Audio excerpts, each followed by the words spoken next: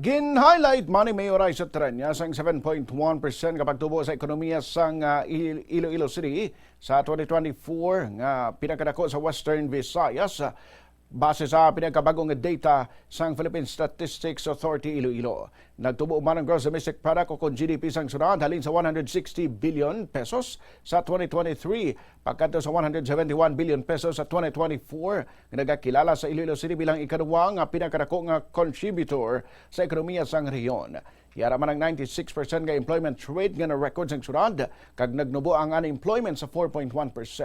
Ang peso nakabulig sa kapin 128,000 ka job solicitations kag may 92.6% nga placement o placement rate. Ang TLC o tindahan livelihood cards ni Inday kag Sige Ascenso program nagasuporta sa mga small entrepreneurs kag market vendors. Ang rice merkado ng moderno sa mga merkado publiko kag nagpromote sang limpyo kag efficient nga trading spaces.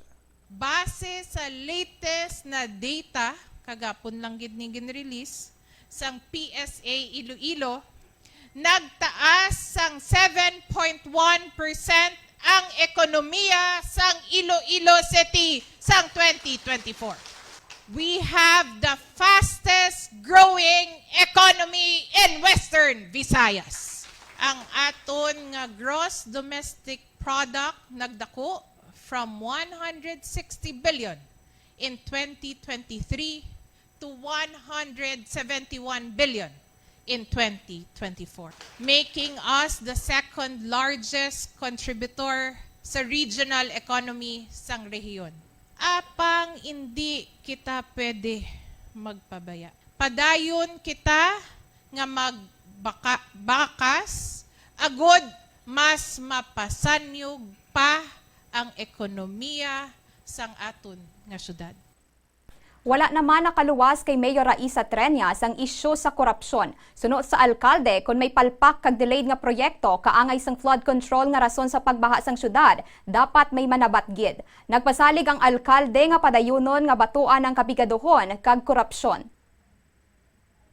Ay sang aton away batok sa pagbaha kag pagbagyo, ululupod naton nga awayon ang kapigaduhon.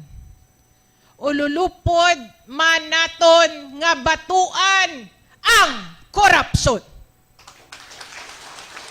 Kag kung may palpak kag delay nga proyekto kaupod sang flood control nga ang rason sang pagbaha diri sa syudad, dapat hindi dapat magpabaya.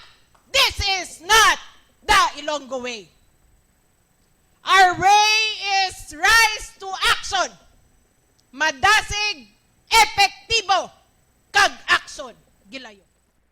Nabatian ang kabahin sang pahayag ni Mayor Raisa Trenya sa kaangot sa korupsyon nga ginapangatubang sang pungsod.